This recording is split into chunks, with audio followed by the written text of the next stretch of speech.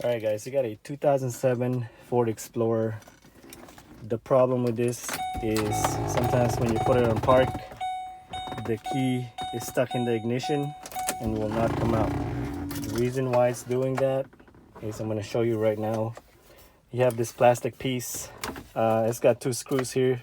Go ahead and remove those screws and get a flathead screwdriver and pop this out. And then you'll have two connectors for the cigarette lighter. So just pop those off. So the problem is this pin right here. So let me go ahead and put the key in the ignition. Second position. So when you step on the brake pedal, that piece is what releases that plastic piece so you can shift it.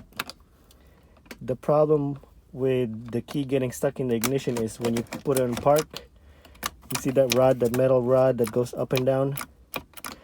It gets stuck right here. So I already cut this piece off. So I just took enough off. You see, I tried to bend it first, but it was still getting stuck. So I just cut this piece off so it's not getting stuck anymore. So the pin goes all the way up now. And that solved the problem. I just used this, something like this, to slice it off. And now that fixed the problem. Just make sure that the pin doesn't come out all the way out. Just kind of push it in there and you should be okay.